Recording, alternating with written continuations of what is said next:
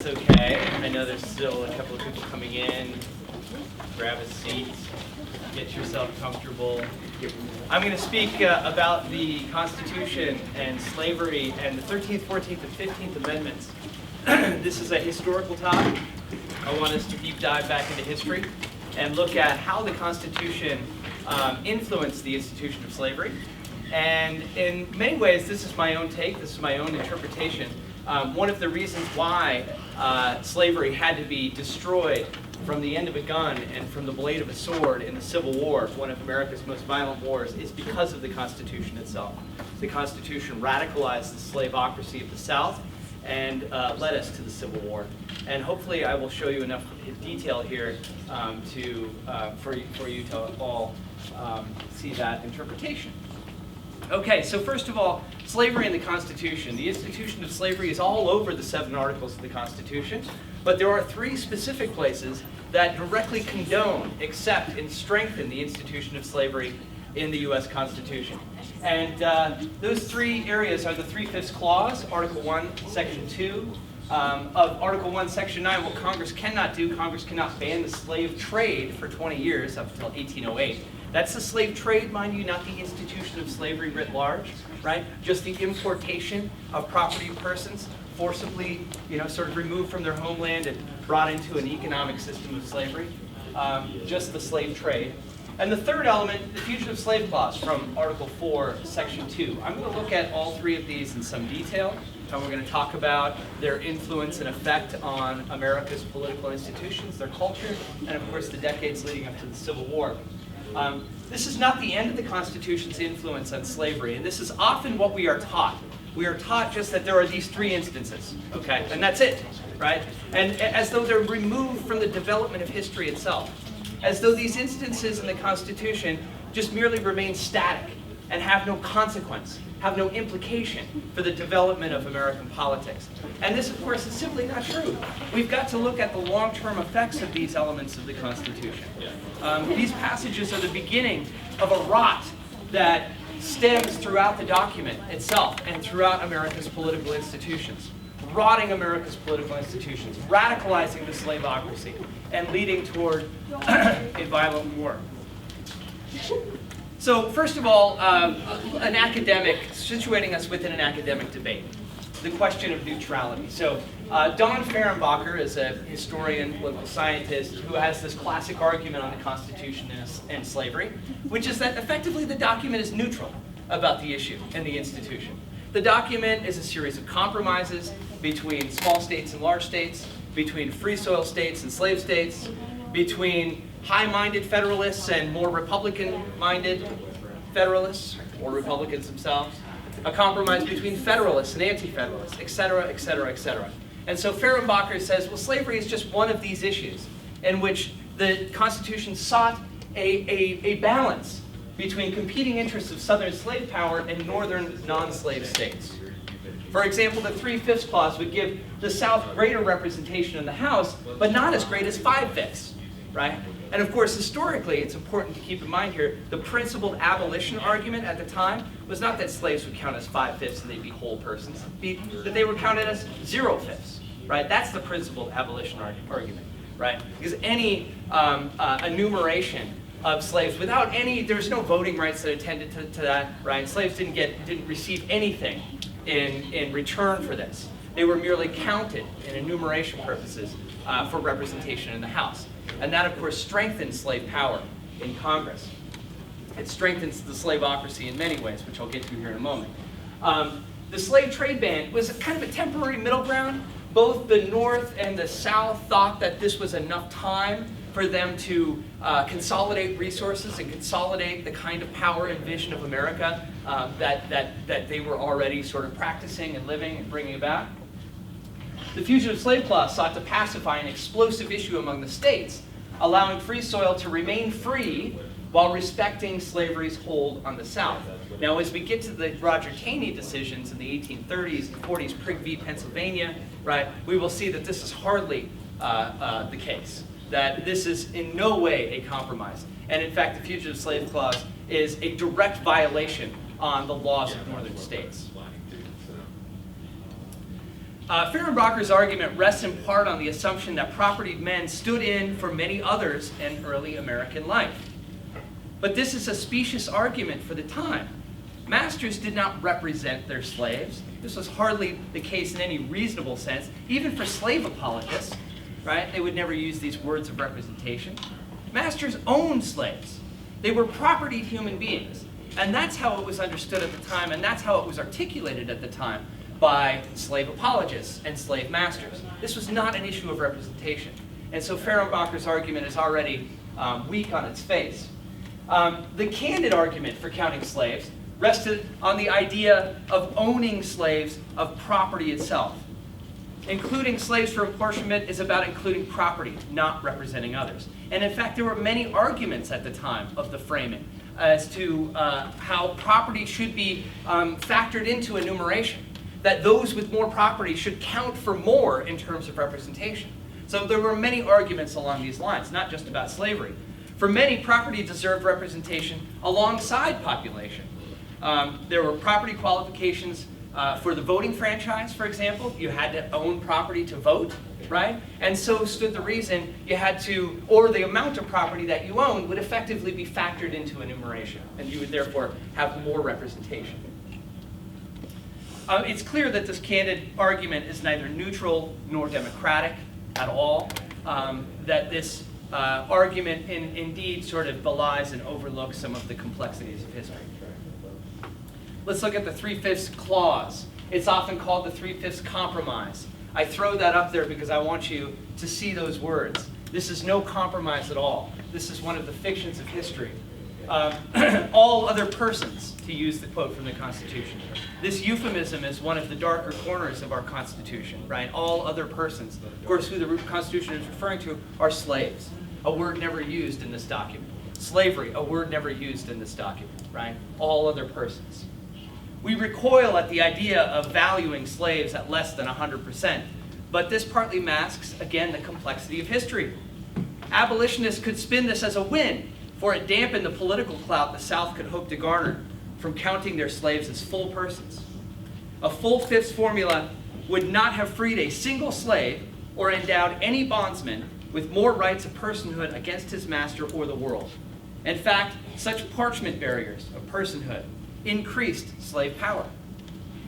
The principal anti-slave argument, as I mentioned before, in the question to this question in 1787 was that for legislative apportionment purposes, slaves should be valued not at 5/5 or even 3/5, but as 0/5.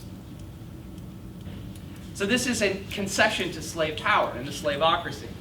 The South demanded concessions that could balance out apportionment in Congress, and the Three-Fifths Clause was a concession many Northerners and abolitionists even were willing to make.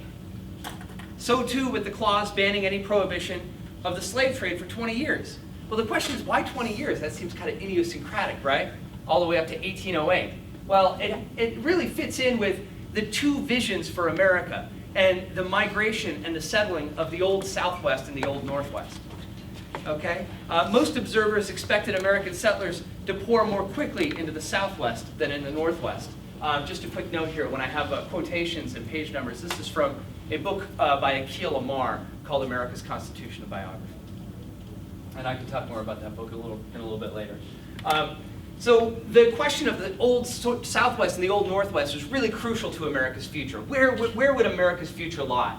And in fact, most accounts at this time and most sort of knowledgeable observers thought that the old Southwest would fill up much faster, would have more value and economic power, and eventually take over America.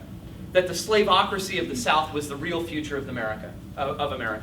And the reason so many people believed this had to do with the institution of slavery itself, of course. That here, look at slaves, they're free labor. They're propertied and owned intergenerationally. So their children are owned, their grandchildren are owned. This seemed at the time a decided economic advantage for the South. And that the South would eventually, and the institution of slavery, would take root not just in the South and grow, but would grow all throughout America and would come to define America, right? And so those who were slave apologists thought that this 20-year period of time in which Congress cannot ban the slave trade gave them just enough time in order to gather resources and power and essentially define America. The South felt that the future was in their hands. A 20-year ban on the slave trade and a three-fifths compromise gave them just enough time to turn the balance. Of course, this is not ultimately what happens, where the value, most of the value, economic value in the South were in slaves themselves and human beings. In the North, the economic value was in land. And land and prices of land were rising steadily. And the kind of diverse capitalism of the North was quickly growing in economic power. And so these two are obviously going to be clashing in the Civil War. The Civil War was, of course, not just about the issue of slavery. It was about two distinct ways of life. But let us not forget that that distinct way of life in the South was underpinned foundationally by the institution of slavery. Right? It informed almost every aspect of Southern culture and Southern way of life. The rot that stemmed from the Three-Fifths Clause. There were political consequences of the Three-Fifths Clause, and they were numerous, and they were extremely impactful towards setting a path of where America would go. First of all, the Three-Fifths Clause shifted power within states toward tidewater plantation and slave centers. So the plantation rings around Richmond, Virginia, suddenly gained more state power. We're not talking about federal power in Washington, right? Power within the state legislature than, say, the frontier regions of Virginia, where there were a lot less slave owners, right? So slave power within the states tilted toward those old tidewater plantations and the slave centers in the southern states. Keep in mind here, I want to throw this out. Only South Carolina had more slave-owning white men than non-slave-owning white men. Only South Carolina. Every other state in the South had more white men who did not own slaves than who did own slaves. So when we talk about a slaveocracy, we're also talking about an oligarchy, right? A kind of a society run by the few. And indeed, working class, this definition of working class is kind of forged in this time, in the 19th century. Working class white men of the South saw much to hate in the institution of slavery. It took away possibilities of work, of wage work, right? It sidelined them in a hierarchical system in which they were effectively shut out of the main economic powers. So second, it shifted house apportionment toward the same slave centers, skewing maps for decades and giving slave power in the South an insurmountable advantage against other Southern interests. So we're talking about within the state legislatures themselves. It did not just rot Article 1, however. The rot spreads through the document. Article 2's electoral map sat atop Article 1's base. The electors who picked the president would be apportioned according to the number of seats a state had in the House and the Senate. In turn, presidents would nominate cabinet heads, Supreme Court justices, and other Article 3 judges, right? And so this decided advantage that the slaveocracy had in a Three-Fifths Clause spreads throughout, doesn't just stay in Article 1 and an apportionment of the House of Representatives. It bleeds into the Electoral College of Article 2, and it bleeds into the federal judiciary of Article 3. And finally, state legislatures themselves started to mimic the Three-Fifths model. Virginia reforms are scuttled in which they were going to do away with any kind of apportionment based off of property of persons, right? And they return back to a Three-Fifths model. Louisiana, Florida, Maryland, and North Carolina all institute Three-Fifths Clause apportionment, right? And they pick the 3/5 as a fractal, as a fraction, because that was in the Constitution. So the Constitution encourages state legislatures to follow the same apportionment patterns, thus further strengthening these elements above, right? Further increasing the hold that slaveocracy has, not just in Washington, right, but in the South itself.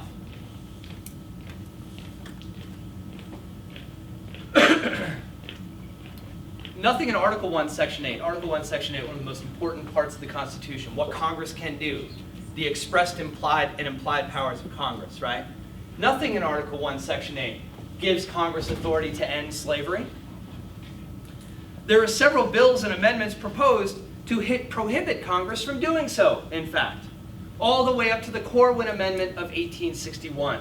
So the Corwin Amendment is one of these fascinating and overlooked elements of American history. When Abraham Lincoln wins this contested election in 1860, right? And for every 3 Lincoln men who went to the polls, there were 5 or 6 anti-Lincoln men who voted for somebody else, right? He won a plurality, but he was far from a majority in the 1860 election.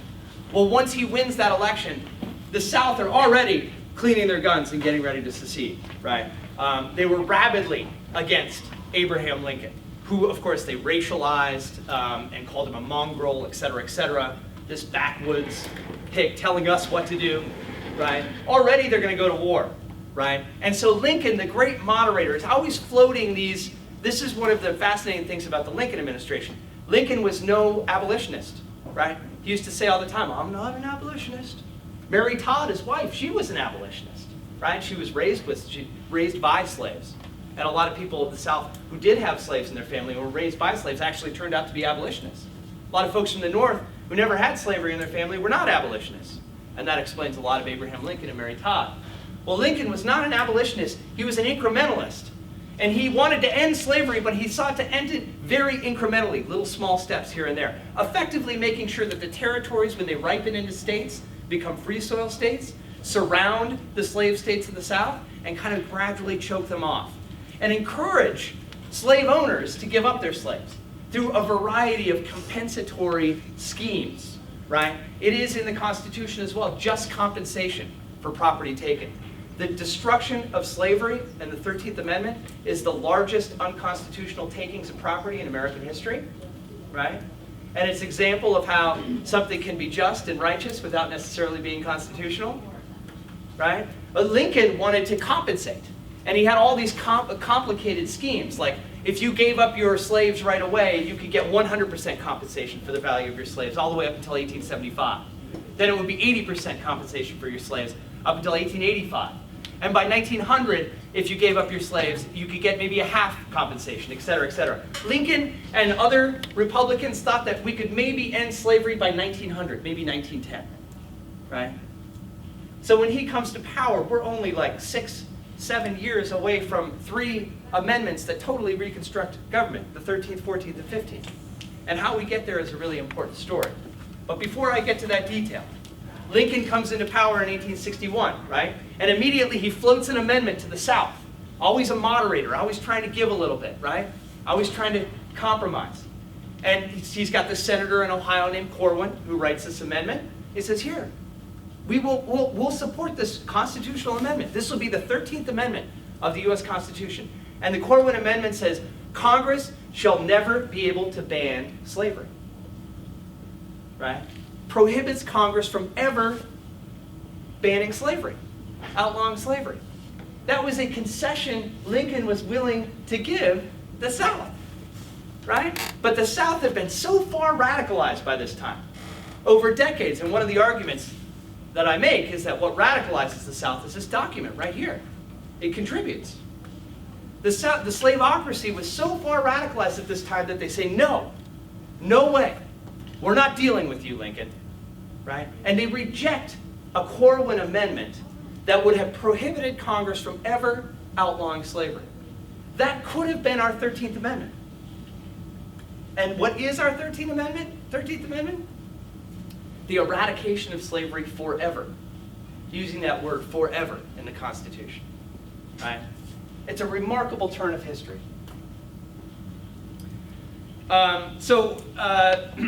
Yeah, by that time, the radicalized South had spurned such compromises, and they rejected the Corwin Amendment. And Lincoln and the rejected middle path, this isn't the last time. Lincoln's going to say to the middle states, you can keep your slaves, right? Lincoln's going to make all these compromises through and through, and he's rejected every time. He's like, okay, we got to take the radical route. We got to fully reconstruct government, right? It's a fascinating administration for that reason. So just very briefly about slavery in Article 2 on the presidency and the executive. Slavery played a role in shaping the Electoral College. There are myths about the Electoral in high school and unfortunately in our undergraduate education as well. A, that it's a clever contraption for balancing large and small states, right? That's why it was invented.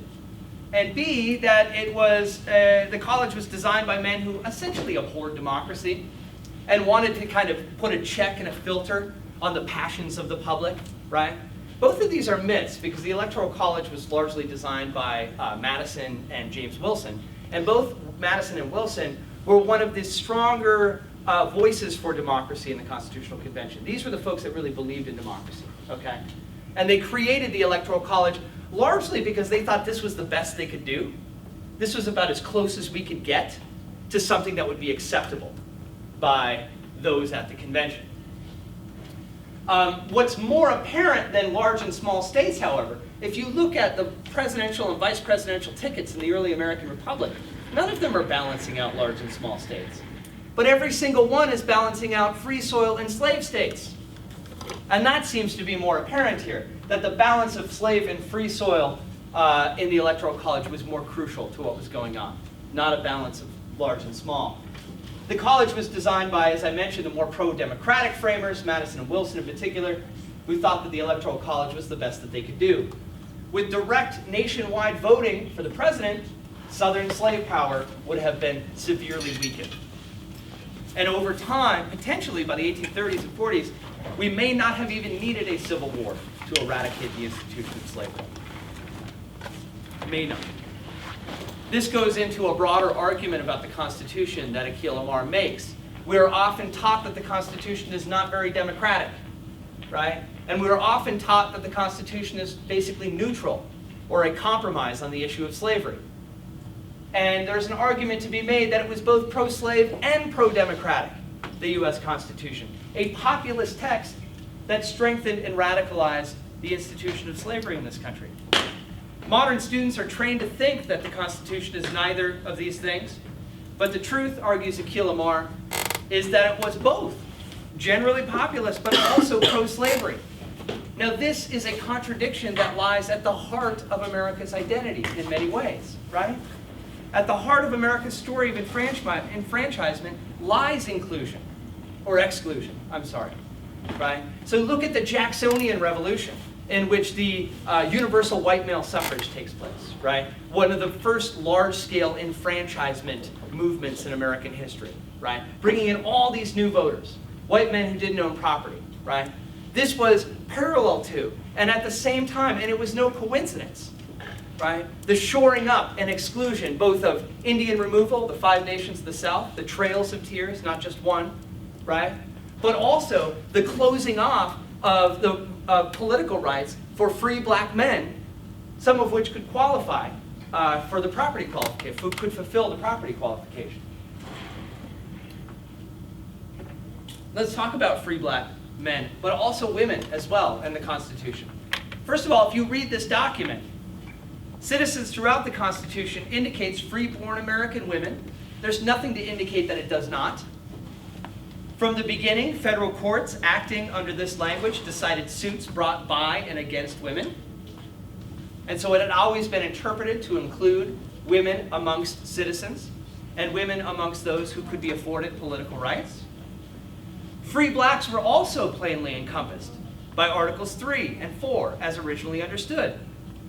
Several states in 1787 not only openly regarded free blacks as citizens, but also allowed them to vote on equal terms with white men. The Interstate Privilege Clause and Articles of Confederation made no racial distinction whatsoever, in evident contrast to class distinctions like excluding paupers and vagabonds, right? But no racial distinction. Most states did not have a racial distinction that only white folks could vote, only white men who own property, more specifically, could vote. Most states didn't have that racial qualification. And in fact, if you were a free black man, you were considered a citizen. And if you had enough property to qualify, you could very well vote. And many did, right?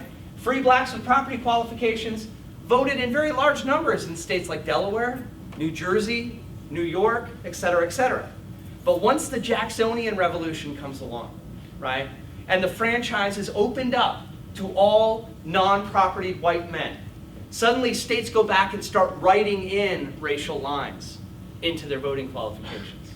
Suddenly it's like, oh, okay, if we're going to expand it out to non-propertied white men, we got to close off this racial route. We've got to make sure that black men who actually can qualify with property cannot vote. And so this is sort of, in effect, writing white into our history, or writing race into our history, right?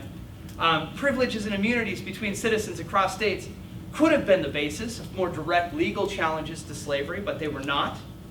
Antebellum America turned toward the constructions of race instead. Taney's Dred Scott claimed free blacks could never be citizens under Article 3 and Article 4. For Taney, Chief Justice after John Marshall, the survival of slave states was more important than the recognition of free blacks as citizens. And so, you know, I'm not going to make a claim, and I think it's folly to make a claim that racial constructions are like whole cloth made in this early 19th century moment, right? There indeed probably are historical examples of some kind of conscious awareness of what we might call whiteness, right?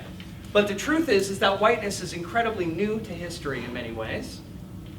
And in the American experience, was forged and constructed out of very specific political battles. Let me talk about the Fugitive Slave Clause, held to service and labor. The Fugitive Slave Clause shackled free soil states in two ways. First, no state could use its domestic anti-slavery laws to declare a conceded interstate fugitive slave to be a free person. They couldn't use their own laws. Second, each state had an affirmative duty to deliver up, is the language used in the Constitution, to deliver up the fugitive to his or her master whenever the master made a proper claim. Articles of Confederation did not force states to be slave catchers and gave Congress no power to impose such a requirement, but the Constitution was different. It was pretty clear and explicit. A little sort of detail. In England at this time, it was understood that being on English soil, like the moment you step on the soil of England, you automatically become free, right? This was actually legally codified in some of the commentaries of Blackstone. Blackstone wrote, "The spirit of liberty is so deeply rooted, even in our very soil, that a slave or a Negro, the moment he lands in England, becomes a free man with regard to the protection of the laws," right? This is very dreamy and idealistic, and I think it's very possible that England is to do this because most of the horrors that they perpetuated in their colonial empire were far removed from the soil of England, so it made it a little easier. You compare free England not only to its colonies, such as India and other possessions, in which slavery very much was part of an everyday life of British colonialism, but also to the American Republic here, where freedom was something that had to be won, right? Freedom was a contested idea and it had to be won by the end of a gun, right? By the blade of a sword. It was not so easy that some jurist commentator could say, "Oh, we're free here. Stepped in, walk on free soil, you're automatically free." Not in America, right? It was something that had to be bested and realized. So, Fugitive Slave Clause in Congress. Had Article 4 been silent on the fugitive slave question, Congress might properly have pointed to the broad text of Article 1 that empowered it to regulate transactions, right? This is the Commerce Clause of Article 1, Section 8, right?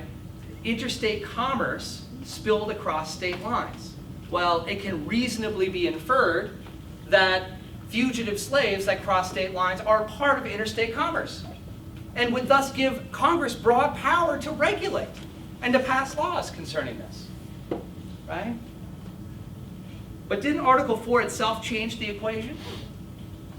On an issue so uniquely delicate as the balance between free soil law and slave soil law, the specific and particular compromise set forth in Article 4 arguably displaced the far more general language of Article 1.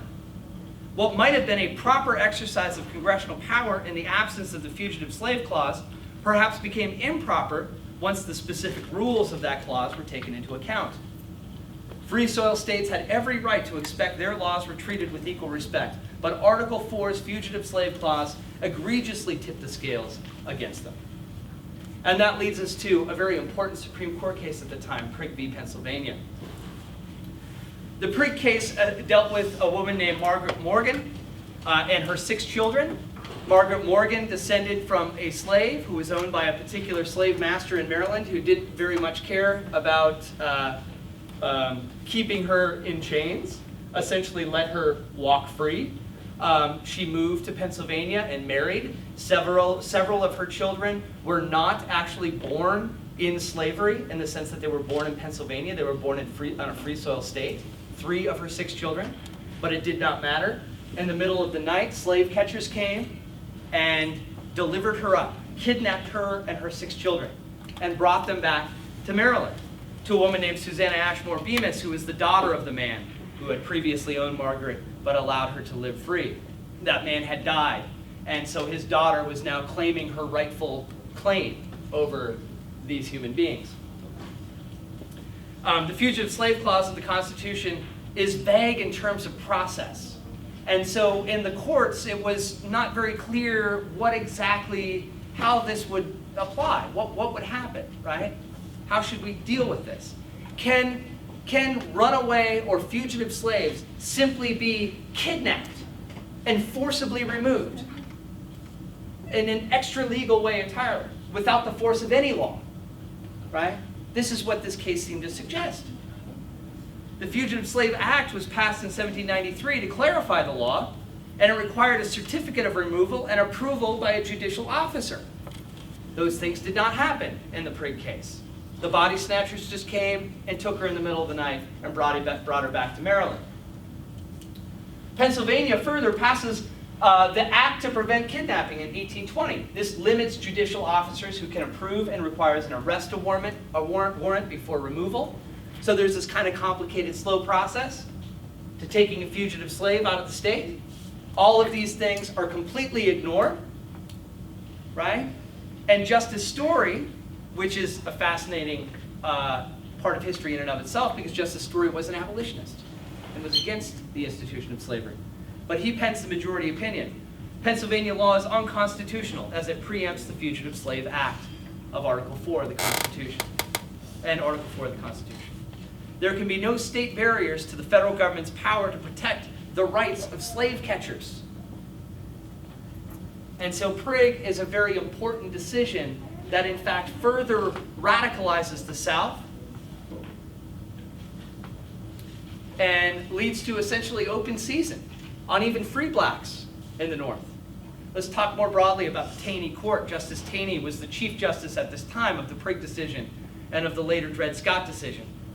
The Taney Court consistently favored slave law over free law in the years leading up to the Civil War, encouraging Southern slavocrats to wallow in increasingly warped and ultimately unacceptable constitutional ideology.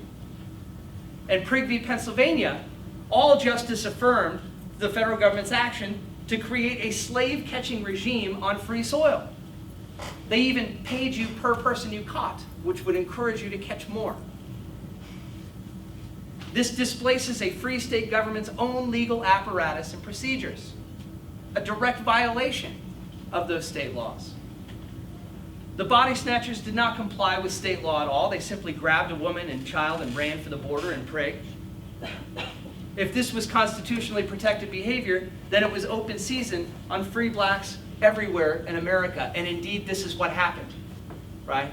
Free blacks suddenly became terrorized and terrified of even walking out the door. As far north as abolitionist Boston, there were free blacks who were kidnapped and brought down to the South and just thrown into the cages of slavery, right? And Prig is a direct consequence that directly influences that, okay? You ever see the movie 12 Years a Slave, based on the true story of an individual who was captured and kidnapped in Washington, D.C. and forcibly thrown into the institution of slavery. I'm going to talk a little bit about Dred Scott v. Sandford before we get to 13th, 14th, and 15th Amendments. Taney pens this majority decision, and that decision is that no black man can ever be a citizen, because at the founding, they had no rights which the white man was bound to respect. Well, as we have seen, this is total and utter nonsense. This is absolutely an intentional misreading of the words of the Constitution. As we noted, there's nothing in the Constitution that indicates that citizens is not to include free blacks or women at all. Taney also claims that federal government has no power to exclude slavery from federal territory, meaning the territories that aren't states. But the Northwest Ordinance, a textbook example of due process law, did precisely that. And the Northwest Ordinance was still law. The Northwest Ordinance was written and passed by the Continental Congress, or the Confederation Congress, right, before the framing of the U.S. Constitution. But in the Washington administration, the early American Republic, they also basically just passed the Northwest Ordinance. So it is still law of the land, the Northwest Ordinance, and one of the most important elements of the Northwest Ordinance is that above the Ohio River there shall be no slavery. Okay? That was one of the key pieces. But Taney basically ignores this. He ignores the Northwest Ordinance. That ordinance duly enacted such that it gave fair notice to everyone. Don't bring slaves here to the north of the Ohio River, or you could lose them. But the slavocrats continued to dream of slave utopias across the Americas, such as in Cuba, Central America, Brazil, and the Taney Court was at the ready to condone such evils against liberty and to strengthen the institutions of the slaveocracy. It was this dispute over slavery in the territories, as much as anything, that sparked the Civil War, writes Amar. I'm not going to get into my slight disagreements with that. Let's go into the 13th, 14th, and 15th Amendments here. In 1865, the 13th Amendment ends slavery forever. Proposed in 1866, ratified in 1868, the 14th Amendment made all persons born in America, blacks no less than whites, women no less than men, full and equal citizens, pledging to protect all fundamental civil rights against state and federal encroachment. This is the incorporation part of the 14th Amendment. It incorporates the states into those, and limits those state governments into those rights that we hold. But the 14th gave broad civil rights, not political rights, such as the right to vote and hold office or serve in juries, hence the need for another amendment. The 15th, proposed in 1869 and ratified in 1870, guaranteeing black men these political rights. The Constitution, as written in 1787, was not designed to bend toward these freedoms, but in fact the opposite. With the Three-Fifths Clause, it hardened the slavery position in the South, radicalized the South, and made it harder to achieve these ends of freedom. So how do we get these revolutionary amendments to the Constitution in such a short period of time? Well, we could summarize it by saying Lincoln, secession, war, black arms bearing, and ultimately victory. The 13th Amendment permanently ends slavery forever. There's no compensation in the 13th Amendment, not even for loyal masters. There were slave masters of the South who were loyal to the Union, who didn't want the South to secede. They got nothing, as anyone else who owned slaves. No one got any compensation in the 13th Amendment. There was no remedy for breach of servitude contracts. All involuntary servitude was banned the moment those bonded wanted to leave. The old Constitution insulated property owners from uncompensated takings, right, the Just Takings Clause of the Constitution, whereas the 13th became the largest redistribution of property in American history. The amendment also, though, condemned traditional forms of unfree labor, or also condemned more than just traditional forms of unfree labor. Also a variety of other forms of degradation, dehumanization, and unfreedom. Women and children had taken other forms of slavery above and beyond fieldwork, sexual exploitation and child abuse, for example, by banning all forms of slavery and involuntary servitude, the words of the 13th. This amendment cast a wide net not merely over the nation's economy, but also over its social structure and its domestic institutions. And of course, in the 13th, we have, for the first time, the words, Congress shall have the power in our constitutional amendments. And this is a big turn in terms of the history of the amendments themselves. America's first 11 amendments aimed to limit federal government. Well, the 12th was kind of neutral on that, just tinkering with the Electoral College. But the first 11 basically limit federal government. The 13th expanded the federal government's role in broad language, borrowed from some of the most sweeping passages of the Philadelphia Document and antebellum case law. This 13th Amendment reflected a spirit of nationalism that had been summoned up by the war itself. And even our language, as I often mention when I teach the Civil War, our language changes. Before the Civil War, the United States was described in plural form. These United States are a great and growing country. After the crucible of the Civil War, a real true nation is formed that changes even language. We begin to express the United States in singular form. The United States is a great and growing country, right? Even the way we describe the country changes. Congress shall have the power to enforce this amendment by appropriate legislation.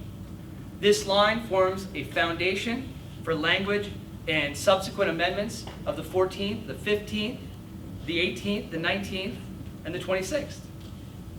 It evokes that sweeping Article 1, Section 8 language. The Congress shall have the power. Note how many amendments after the 13th use this phrase. Congress, in McCulloch v. Maryland, Marshall construed this necessary and proper clause of Article 1, Section 8, right, the implied powers clause, to permit all congressional laws which are appropriate. Amar points out here that Republicans relish the irony of that this language, which had long been used to support pro-slavery congressional laws like the law at issue in Prig, would henceforth authorize a wide assortment of anti-slavery laws. This is one of these golden rules in politics. What goes around comes around. And the language you use to describe one thing might be the very language used to undermine that thing in the future, right? And so Republicans relished this, that they were using the very words of the Constitution and turning it against the slaveocracy. I also want to point out here that there was Southern contempt for republicanism that itself may well have been very unconstitutional. So much was made in Lincoln's time that Lincoln was a tyrant who was violating the Constitution with the Emancipation Proclamation, which is a military decision to ban slavery in those states that seceded. Or that he was engaged in extra-constitutional or unconstitutional actions by suspending habeas corpus, et cetera, right? But an argument could be made that the South itself was unconstitutional in several ways. There was a long history of contempt for Republican freedoms in antebellum American South. The element of the Constitution that I'm referring to here is Article 4, Section 4. The United States shall guarantee to every state in this union a republican form of government and shall protect each of them against invasion and on application of the legislature or the executive against domestic violence. That insurance of a republican form of government, what does that mean, right? What is a republican form of government? Well, we can see some of the actions of the South as, in fact, quite opposite of that in their political form and institution. There was a long history of contempt for Republican freedoms in antebellum American South. Tyranny and intolerance were widespread. At the center were brutalities inflicted on slaves themselves, but further out, fierce and violent repression of free blacks, repression of non-slave-owning whites, both North and South. There were crimes against advocating for abolition. There were crimes against teaching slaves to read, right? Encouraging slaves to think of even the concept of freedom. Pulpits were silenced, presses were confiscated, pamphlets were burned, violations of our First Amendment free speech, and abolitionist mail suppressed. By 1860, the slave power exemplified all